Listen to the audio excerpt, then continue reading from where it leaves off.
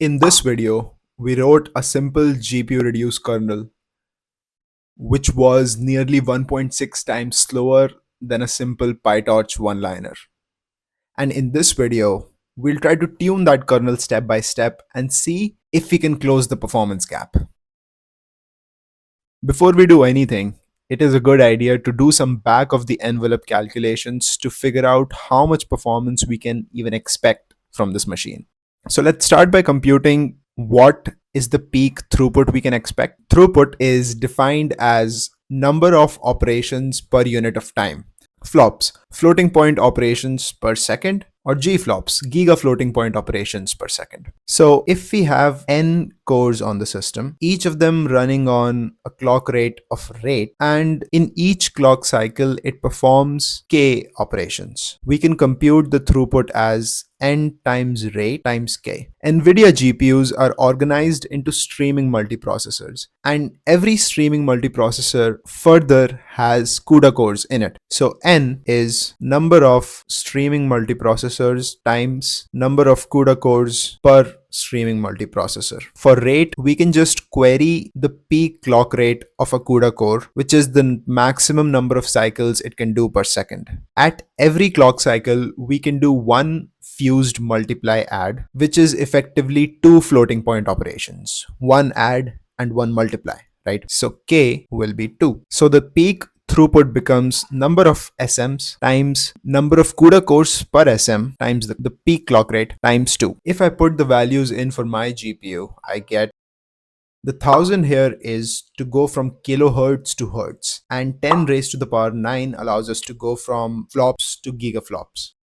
Now let's look at bandwidth. Bandwidth is defined as number of bytes read per unit of time, so gigabytes per second. If the peak memory clock rate is M and the bus width is W bits, then we can compute peak bandwidth as, for DDR memory, every clock cycle does 2 transfers. 8 here is simply to go from bits to bytes. Plugging in the numbers for my GPU gives, again, we use 1000 to go from kilohertz to hertz, and then divided by 1024 cubed to go from bytes to gigabytes. So we end up with, so now we have peak throughput measured in giga floating point operations per second and peak bandwidth measured in gigabytes per second. If I divide these two values, we end up with a quantity measured in floating point operations per byte. This is sometimes called as arithmetic intensity, and it can be interpreted as how many floating point operations we are doing for every byte we load or store. At max efficiency, this GPU will perform close to 18.21 floating point operations for every byte it reads from global memory. Now let's go back to the kernel we wrote in the previous video and try to estimate, just from the source code, how many floating point operations we are doing and how many loads and stores we are doing for those floating point operations. Let's pick a random thread and say that it runs n times through this for loop. In every iteration, it performs exactly 2 loads, one from index and one from index plus stride, and it performs one store at index. Each of those loads and stores are worth 4 bytes because we are doing them on 32-bit floating point numbers. We just issue one add on the values we read. We load or store 3 times 4, that is 12 bytes, and for those 12 bytes, we perform exactly one floating point operation. This makes the arithmetic intensity of our kernel, which is 0.0833333. So we are performing roughly 0.8333 floating point operations for every byte we access from the global memory. For every byte we access, we are not performing nearly as many floating point operations this GPU allows us to do. The GPU can do more, but we just don't have the data to feed to it. In other words, we are bound by the number of bytes we can access. This is what it means for a kernel to be memory bound. If we want to make this arithmetic intensity number go up, we should do more operations per byte, or we should reuse this data for more computation. But also, we can't just operate on the same elements again and again, right? We have to go to global memory to get new data. So how do we square this circle? I also thought it would be cool to compare the bandwidth values of our kernel to NVIDIA's thrust. You can think of thrust as the standard library for CUDA that implements basic parallel patterns like reduce and scan. Plotting the bandwidth values for powers of 2 input elements from 1 to 30, that is, from 2 elements to a billion elements, we get this. Towards the end, thrust completely leaves us in the dust. At nearly 1 billion elements, the bandwidth we get is around 42.6 gigabytes per second, while the bandwidth thrust gets is around 250 gigabytes per second. That is more than a 5 times difference. Now that we know what sort of performance we can expect from our GPU and what kinds of problems we are facing, we can actually go and start optimizing the kernel.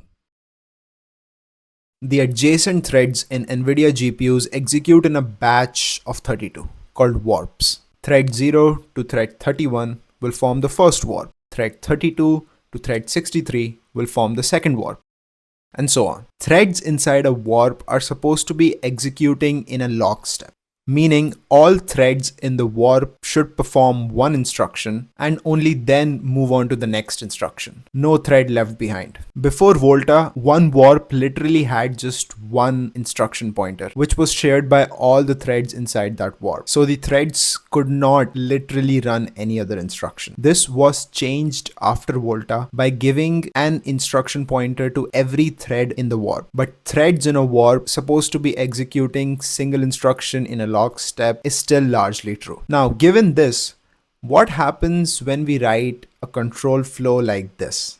Only some threads are allowed to take this branch. So then what will the other threads in the warp do? The answer is that the GPU will still execute them, but will just nullify their results. For example, if one of those inactive threads tries to write to the global memory, the write will not take effect.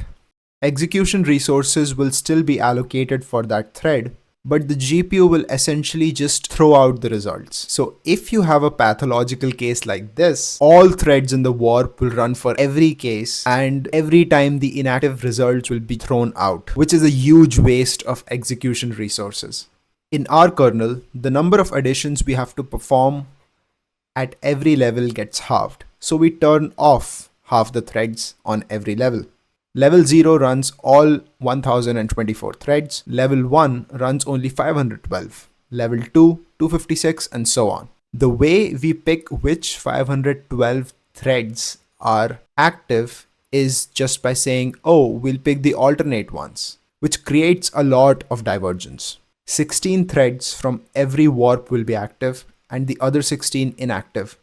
This makes all of the warps divergent. You can imagine a much smarter way to pick 512 threads out of the 1024 we have. We can just say, oh, give me the first 512. That way, we'll have the first 512 threads all active and the next 512 threads all inactive. That means the first 16 warps will be completely active and the next 16 warps will be completely inactive. So none of the warps are divergent. 0. The same thing happens in the next level. Instead of picking every fourth thread, we can just pick the first 256. This way, all threads in the first 8 warps are active and all threads in the next 24 will not be. Again, we get 0 divergence. Once we drop below 32 active threads, all warps will be divergent, or rather all warps will be inactive except the first one. The first warp will have divergence and there is little we can do about it because we only need to do 16 additions. That means we only need 16 threads to be active. So the other 16 have to turn off. And same for the next level. We only need 8 and then 4 and then 2 and then 1. So the final 5 levels of the tree will have divergence.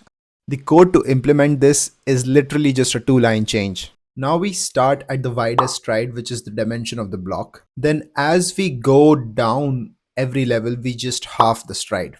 We only keep the first stride number of threads active at every level. So if we start at the dimension of the block as stride, we will keep the first block dimension, which is all the threads in the block active. Then we move to the next level and stride is halved. Then we keep the first half of the block as active, then 1/4 of the block, and so on.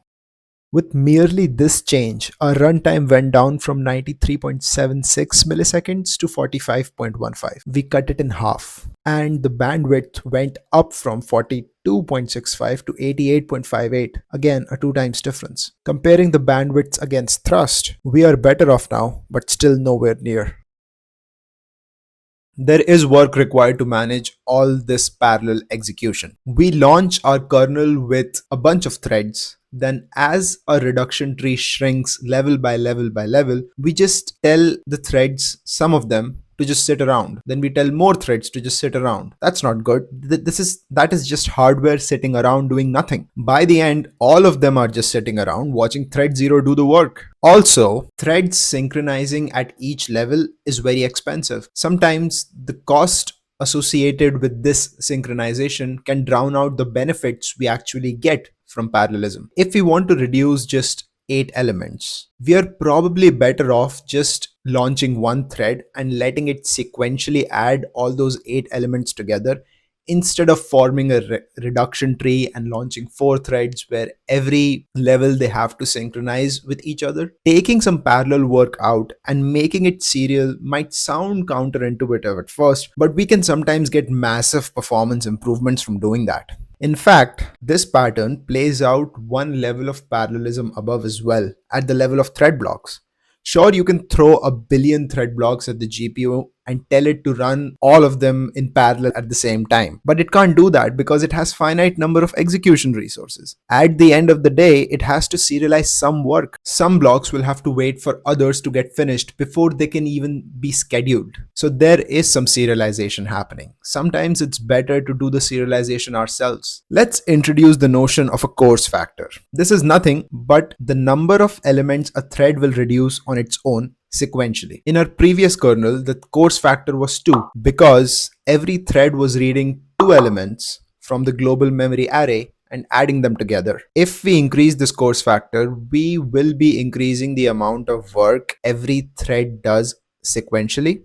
We don't want the threads to step on each other's toes. So the elements these threads will operate on sequentially will have to be block dimensions apart. So the first thread will take the element at index 0, and the next element it will operate on will have to be block dimensions apart from the 0th element. So 0 blockdim.x, 2 blockdim.x, and so on. In the code, this just boils down to replacing the hard-coded 2 with the coarse factor here. Now look at this for loop. We have unrolled it once, so the stride now starts at half the block dimensions instead of block dimensions. Previously, the thread was only adding 2 elements. Now we have just generalized it to the coarse factor number of elements separated by block dimensions. We compute the reduction tree in the exact same way, but now we have moved the barrier at the start of the loop instead of at the bottom. This will ensure that the first iteration that we have unrolled is finished before we actually start doing the reduction tree computation. And then finally, when we are launching the kernel, we'll just replace 2 with our coarse factor. Now with this change, our runtime went down from 45.15 to 17.38, roughly 2.5 times faster. The bandwidth went up from 88 to 230 gigabytes per second. That's an absolutely massive jump. And now if we compare against thrust, we are much closer to it. For a large number of input sizes, we get a better bandwidth. One reason the difference here is so massive goes back to what we discussed about the kernel being memory bound. Since every thread now is reducing a lot more elements sequentially, it can keep these intermediate values in its registers, which is much faster to access than going back to global memory. We alleviated a significant part of the memory boundedness of our kernel in the previous step, but we can do more. One of the reasons we had to go back and write to global memory was so that threads can communicate with each other. If only we had a way that would allow us to go to global memory less and reuse the data we load from there, we can improve the performance of our kernel. Luckily, CUDA exposes a faster on-chip storage called shared memory for exactly this reason. All threads in a block can communicate via this piece of memory, which is much faster to access than global memory.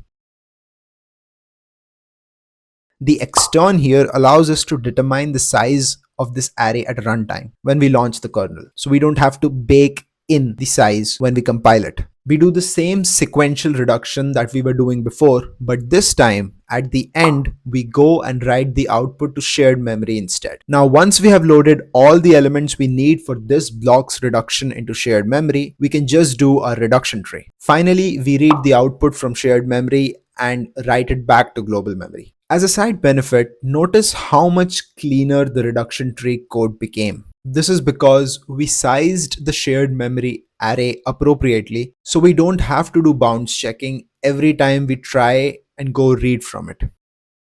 With this change, our runtime went down from 17.38 to 15.73, and the bandwidth went up from 230.12 gigabytes to 254 gigabytes per second. Now comparing this against thrust, we see that we have surpassed it for all input sizes. So we started from 93.76 milliseconds at the start of this video, and now we are at 15.73. That's 5.5 times faster.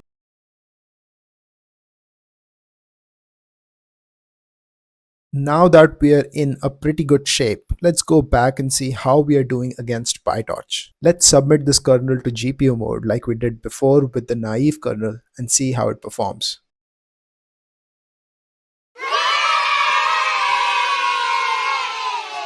Okay, so we are faster than PyTorch as well now. But what happens if I do torch.compile on this reference kernel? That is twice as fast as our optimized kernel. Someday I would like to explore what torch.compile does, which results in a kernel that is twice as fast.